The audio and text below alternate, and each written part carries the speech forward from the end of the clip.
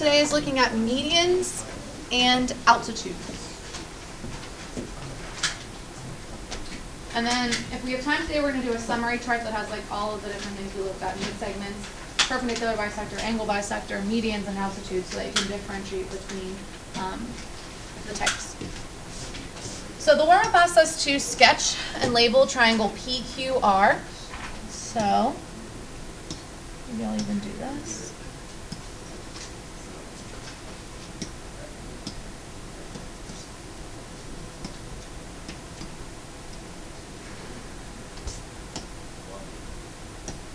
Maybe we'll make it festive.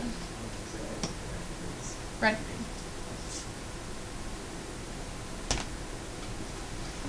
All right. Construct each of the following figures. So construct an angle bisector.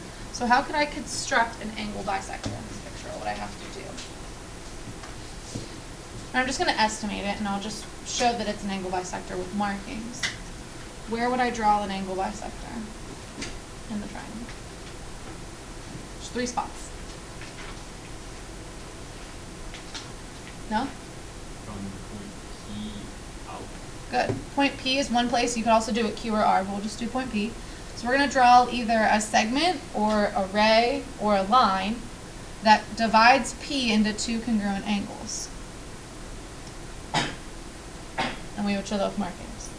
Okay, if you want, you could put another point over here like T. Say that PT is the angle bisector.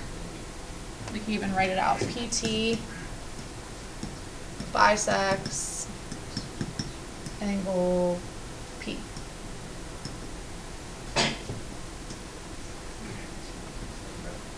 All right, how about a perpendicular bisector? What would I have to draw in for a perpendicular bisector of a side? Marquise? Q down. Let's call this, I don't know, L. And what would I have to mark? Helen? Right angles. And? Marquise? Congruent markings of PO and L. Good, congruent markings showing that L is the midpoint. So it is perpendicular and it goes through the midpoint. It's a segment bisector and it's perpendicular. So this would be segment QL is the perpendicular bisector to segment PR. Now you could have drawn these coming from different vertices if you wanted to. That's just one example of the 2 types of things we've seen so far. Today we're going to add in 2 additional pieces, the median and the altitude, which will be added to our knowledge bank of vocabulary for the quiz. So a median of a triangle is a segment whose endpoints are a vertex and the midpoint of the opposite side. So a median must touch a vertex and it must touch the midpoint of the side that's across from it. So for example, to do a median, you would want to estimate where the midpoint is and mark it. So let's call this, I don't know, D. Now remember, a mid-segment would be to find the midpoint of this side and then connect them. That's what we did last week. But this is a median, so the median connects the vertex to the midpoint of the opposite side. So for example, one of them is AD, segment AD. Okay, we can also go to each of the other vertices. So for example, point B, angle B, would go to the other side. Now, again, you probably want to estimate, judge with your eye, put a midpoint first before you connect them, and then mark that this is a midpoint. Let's call that E. You could pick any letter you want, though. And we'll connect B to E. Doesn't have to be perfect. This is, again, a sketch, but we're marking it. So BE would be another median. And then the last one, we'll call it F, would be the midpoint of this side, connected to C. We would want to mark that that's a midpoint again with markings. We would put 3 little hashtags, CF or FC. Remember, the order of a segment doesn't matter. So there are 3 medians that can be drawn in a triangle. And we'll also talk about, at the end of the notes today, what this point is called where they intersect, because they will all intersect at a point. That's later in the notes. It's called the centroid. Okay. An altitude. So I always say think of an altitude as something you'll hear when you fly in an airplane. They'll say we've reached a cruising altitude of however high you are above the ground. So the altitude is going to be the perpendicular distance to the opposite side of the triangle. So an altitude is a distance, and distance has to be perpendicular. So it's a perpendicular segment from a vertex to the line containing the opposite side. Okay? Now the reason it doesn't just say to the opposite side is that sometimes an altitude is not possible to be drawn inside the triangle. Sometimes you'll have to actually extend the opposite side outside of the shape and then drop an altitude down. So for example, this one. Okay? There's no way for me to draw from point T to this opposite side. Like no matter where I would draw this, that's never going to be a right angle, right? So sometimes the altitude will lie outside of the shape. And to do that, you'll take the opposite side and you'll actually extend it, okay, using a dashed line just to show that that doesn't really exist in terms of the shape, but it would be an extension of that. And then you can drop an altitude down that would be perpendicular. And that's how you would find the height of this triangle. Okay, if you were using this as being the base and this as being the height. An altitude, and this is what it's going to say here, is also considered the height of a triangle. And you may remember the area formula for a triangle. We haven't actually used it yet this year, but does anyone remember what the area of the triangle is? Good. 1/2 times base times height. It's basically taking a rectangle, which is base times height, and cutting it in half because you would draw a diagonal to create that triangle out of a rectangle. All right, so what this says is that the altitude can be actually a side of the triangle, and that would be if it's a right triangle, it could actually be a side, or it may lie inside or outside of the triangle.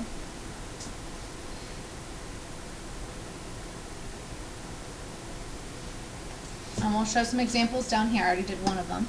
So for the acute triangle, all three of them are actually going to fall inside of the shape. Now, an altitude does not necessarily create congruent segments. It's not a perpendicular bisector, it's just perpendicular. So I would use my judgment just to draw a segment that looks to be perpendicular to the base. And we could call that, for instance, D. You have to have a right angle marking. You do not put congruent segment markings. It's not a perpendicular bisector.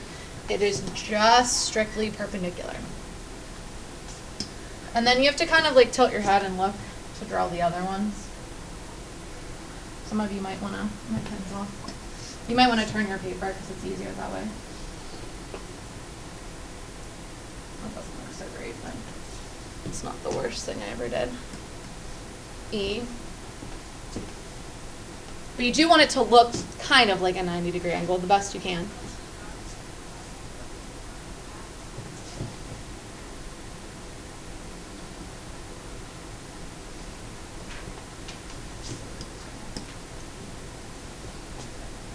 I don't think that's very good actually, but how do I have my paper? I would just suggest turning the paper so that it's vertical and then you can just draw it straight down. And this one we would show that all three altitudes are inside.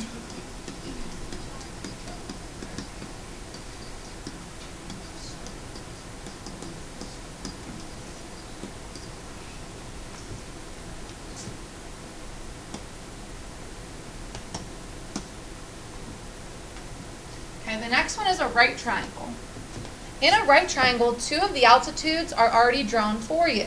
They're sides. They're also called the legs. So one of the altitudes is actually QR. It touches a vertex and it's perpendicular to the opposite side. The other altitude would be RS. And then the third one we would have to draw in from R to QS.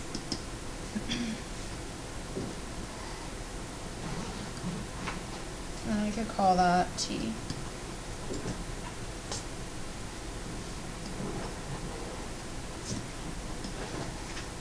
And And then for this one, I would say that 2 of the altitudes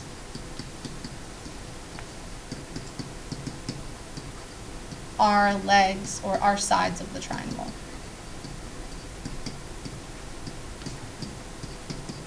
So depending on what type of triangle you see,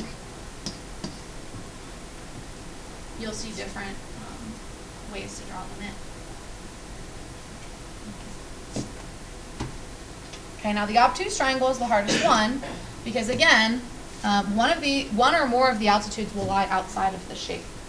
So to connect T to the opposite side, I showed you how there was no way that I could draw it to touch this segment and actually form a right angle. So that's why we had to extend the side.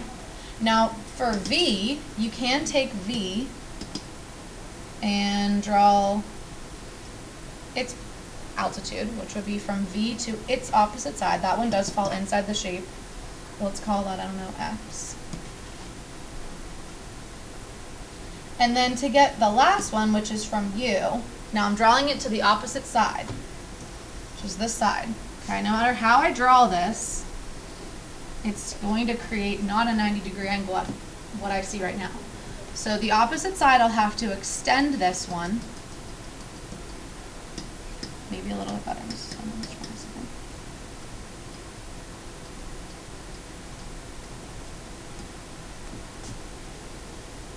And then I would be able to drop a segment out here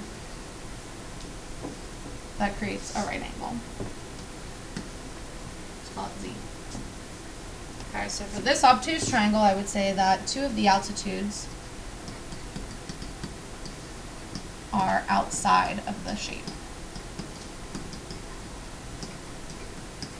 Okay, usually you're not going to be drawing them in on your own. You're just going to be looking at a picture and identifying, is it an altitude or is it a median? Is it an angle bisector? But I do want you to understand that they can be outside of the shape. They can actually be a side of the shape, or they might be inside. Okay, but they do have to be perpendicular and touch a vertex.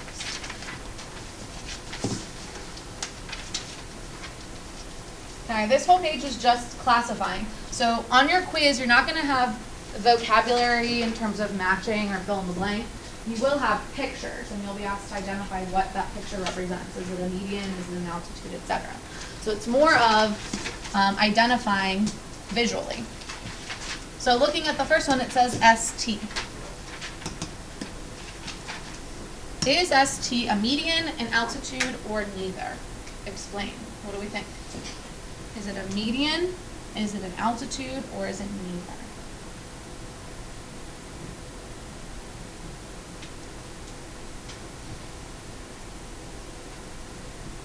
Kale? Altitude. It's an altitude. Remember, an altitude connects a vertex and the opposite side.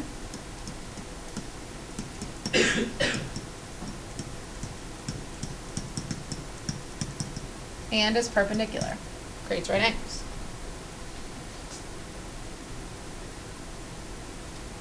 UW. U's over here. Just behind it. Is UW a median, an altitude, or neither?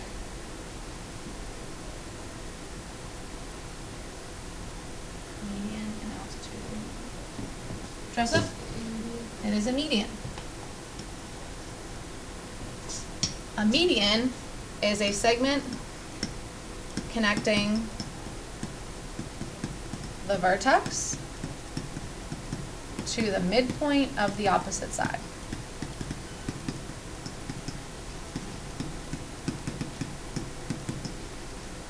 And the more of these you practice and see, the faster you will get at classifying them in terms of the different vocabulary words. Okay?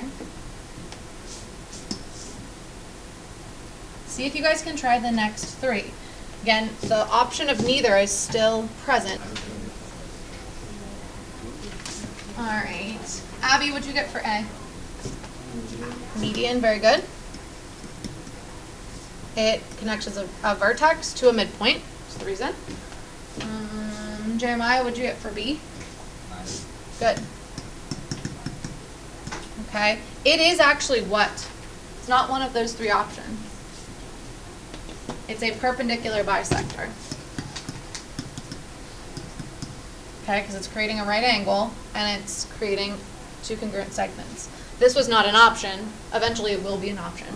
So we'll write it down. It is not a median nor an altitude because a median or an altitude both have to touch a vertex. So they'd have to be touching this side and connecting. So since it does not touch a vertex, one of the three vertices of the triangle, that's why it's not either of them. And then for C, Lauren, what'd you get for C? Good. Touches a vertex perpendicular to the opposite side. Perfect. All right, the next one asks us to actually name one, and there will be some like this on your quiz where you're given a very complex picture, asks you to identify something in there. So who can identify an angle bisector? Maddie? Segment what? EB. Very good. You could also call it BE. Does not matter. The angle bisector cuts the angle into two congruent parts. Who can identify a median? A median, remember, a median connects a vertex to a midpoint of the opposite side. A vertex and a midpoint. Justin? Good. FC. Segment FC. Or CF. The next one, a perpendicular bisector. A perpendicular bisector. Be careful with what it looks like in the picture so that you name it the way we see it notation-wise.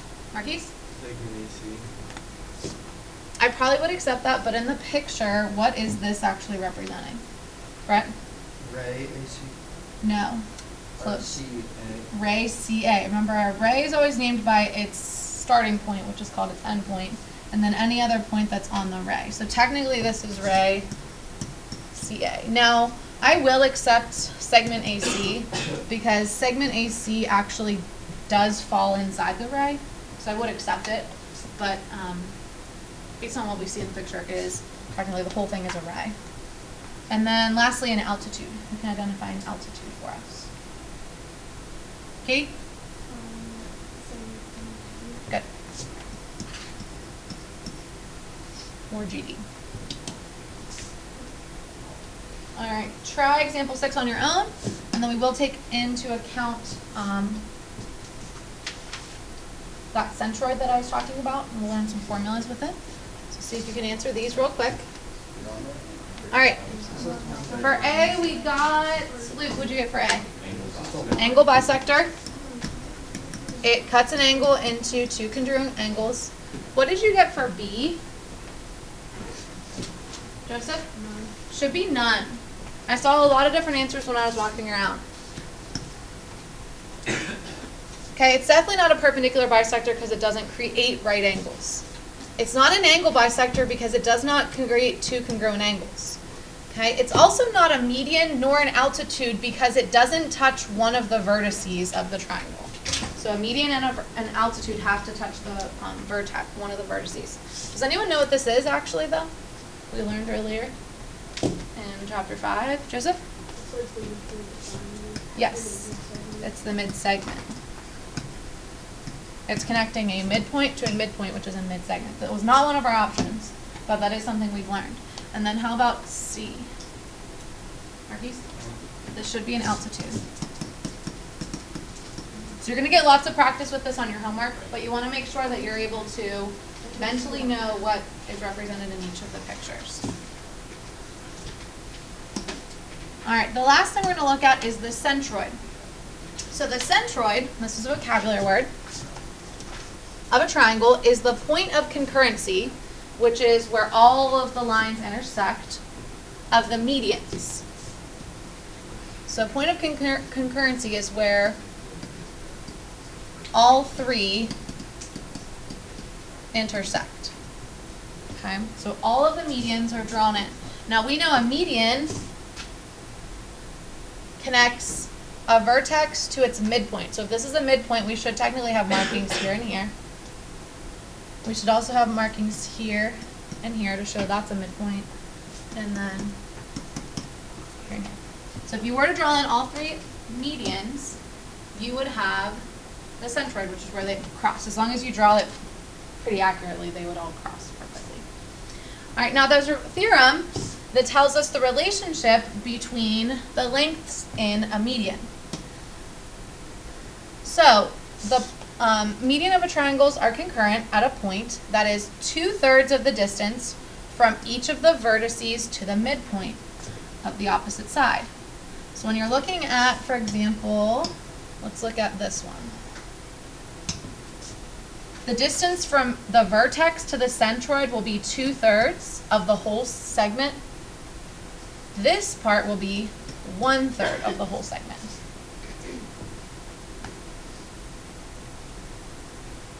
Looking at the other one,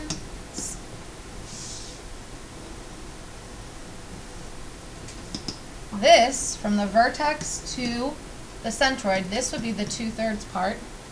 This would be our 1/3 part. So they've written some equations for us. You can see in this picture that DC equals 2/3 of the whole segment. Okay. The last one would be the same thing. This would be our 2/3 because this is from the vertex to the centroid. From the centroid to the midpoint is always 1/3. So it's breaking it into thirds basically. Part of it being 2/3 and part of it being 1/3. Now some of you that are good with number sense could probably figure the next few problems out without doing any work, and that's perfectly fine. I'm going to show the algebra of it for why it works and how the majority of you will be solving it. Alright. Tells us in this triangle, we're going to have to use this picture 3 times, so you want to use pencil probably so you'll be able to erase each time. So it says that CF, and hopefully you guys have point F on your paper? Yes? Okay. Mine just appeared in the voicemail. CF is 15.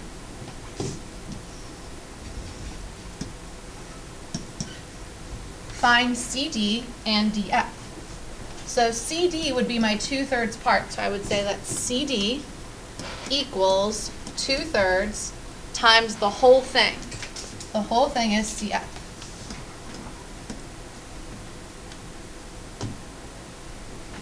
I would then substitute in CF is 15.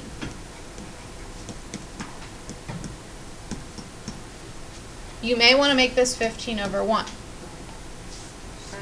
You can cross-reduce these numbers, otherwise just multiply across the top and multiply across the bottom. We'll get 30/3, which will tell me that CD is 10. Okay. So if we know CD is 10, how big does DF have to be? We know the whole thing is 15 and this is 10. How big does DF have to be? Kaylin?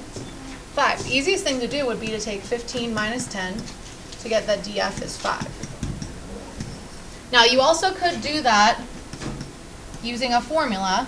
So you could also say that DF equals 1/3 of the whole thing, which was CF. And then you could do 1/3 times 15 to get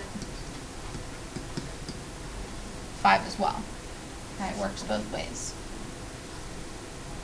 Okay, now for the next one I'm going to have to erase my picture, so at your seat you might want to erase it. And it'll get a little bit harder.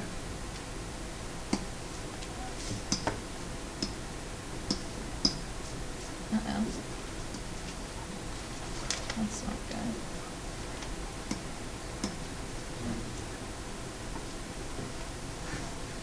Can't even blame Tyler over here. Might have broken my pen. It's excellent. Standing. See if you can try this one. Well, I pass out your homework, and then I may have to do this one on the whiteboard over here to figure out what's going on with my pen.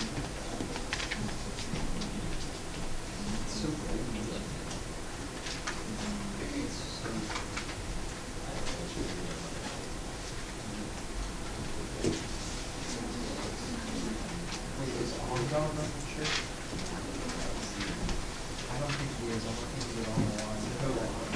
No, he wasn't there. What?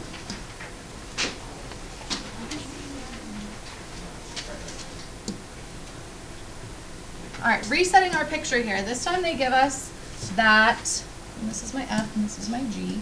They give me that AD is 14. They want me to find out what AG is, the whole thing, and what DG is. Okay, so the first thing you probably want to do is look at the picture. Which one is the 2/3 and which one is the 1/3? Danielle? 2/3 is the AB and Good. 1/3 is Very good. So we can write an equation that AD equals 2/3 of the whole thing, AG. What makes this harder is I don't know what AG is. I do know what AD is, so I'm going to plug in 14 on the left to get that 14 equals 2/3 times AG. How would I solve this algebraically for AG? What do I have to do to both sides, Michaela? Perfect. Most of you would say the inverse of multiplication is division. But if you divide by 2/3, you get a fraction within a fraction, which is very confusing. So instead of dividing, Michaela is absolutely right, we're going to multiply by the reciprocal on both sides. In my opinion, these will be the hardest problems that are on your quiz, because the rest are just vocab, really. So we'll multiply by 3/2 on both sides. And what happens then is that the 3's divide out and the 2's divide out, so we're left with AG. Now over here, you can multiply 14 by 3 and then divide by 2. Or, I like to cross reduce. So like 14 divided by 2 is 7. 7 times 3 is 21. Then I didn't have to multiply any larger numbers in my head. But if you don't like that, you would multiply your 14 and 3 together, get 42, and then divide that by 2, get 21. So AG is 21, which is the whole thing. So this is 21, this is 14. So how big would DG have to be? We know the whole thing is 21. We know this part is 14. 7.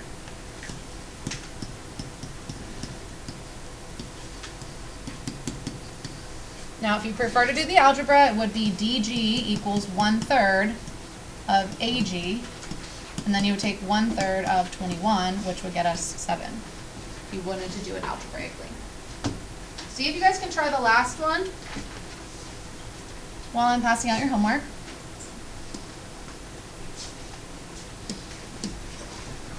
Evelyn? 18, very good. And then 18 minus 6 would get me 12.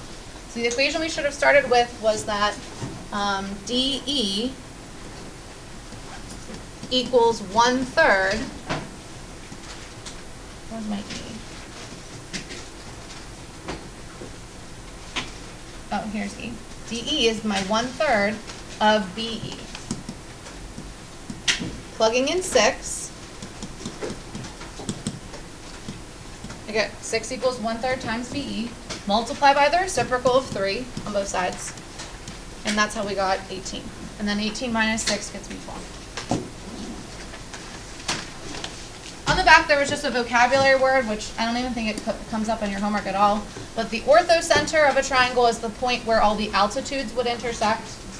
And it just says that the lines that contain the altitudes are concurrent. Concurrent means that they do intersect at one point.